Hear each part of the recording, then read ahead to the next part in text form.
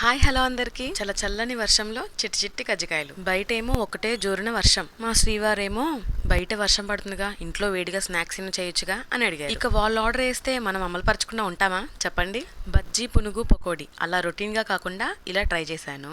పెద్ద ప్రాసెస్ ఏం కాదులేండి. టేస్ట్ విషయంలో గానీ హెల్త్ విషయంలో గానీ చాలా మంచిది. ఒకసారి మీరు ట్రై చేయండి. అలానే టేస్ట్ ఎలా వచ్చిందో, రెసిపీ ఎలా వచ్చిందో కామెంట్ సెక్షన్ లో కామెంట్ చేయడం మాత్రం మర్చిపోకండి. కజ్జికాయలు అయితే చాలా బాగా కుదిరాయండి. లోపల జ్యూసీగా, పైన క్రిస్పీగా చాలా బాగుంది. మరి ప్రాసెస్ ఏంటో చూసేయండి. ఒక మీడియం సైజ్ కొబ్బరికాయని తీసుకోవాలి. ఆ కొబ్బరిని సన్నగా తురుముకొని పక్కన పెట్టుకోవాలి. అలానే ఒక అరకప్పు బెల్లాన్ని కూడా తీసుకొని దాన్ని సన్నగా తురుముకొని పక్కన పెట్టుకోవాలి. స్టవ్ ఆన్ చేసి ప్యాన్ పెట్టి దాంట్లో ఒక కప్పు కొబ్బరి తురుముని వేసుకొని బాగా ఫ్రై చేసుకోవాలి. అది కొద్దిగా ఫ్రై అయ్యాక దాంట్లోనే అరకప్పు బెల్లాన్ని కూడా వేసుకొని బాగా ఫ్రై చేసుకోవాలి. తీగ పాకం కాదండి, ముదురు పాకం వచ్చేదాకా ఫ్రై చేసుకోవాలి. అలానే దాంట్లో కొద్దిగా ఇలాచీ పౌడర్ కూడా వేసుకోవాలి. అదంతా బాగా ఫ్రై అయ్యి పొడి పొడిగా వచ్చిన తర్వాత స్టవ్ ఆఫ్ చేసుకోవాలి. అలానే ఇంకొక బౌల్ తీసుకొని 2 కప్పులు గోధుమ పిండి, రుచికి సరిపడా సాల్ట్, కొద్దిగా వాటర్ పోసుకుంటూ మిక్స్ చేసుకోవాలి. మిక్స్ చేసుకున్న పిండిని చిన్న చిన్న చపాతీలుగా చేసుకొని పక్కన పెట్టుకో. కజ్జికాయలు చేసుకునే మౌల్ పైన కొద్దిగా ఆయిల్ రాసుకొని చపాతీ వేసుకొని దాంట్లో స్టఫ్ పెట్టుకొని స్టవ్ ఆన్ చేసి కడాయి పెట్టి డీప్ ఫ్రై కి సరిపడా ఆయిల్ ని దాంట్లో వేసుకొని హీట్ చేసుకోవాలి. ఆయిల్ హీట్ అయిన తర్వాత మనం చేసుకున్న కజ్జికాయల్ని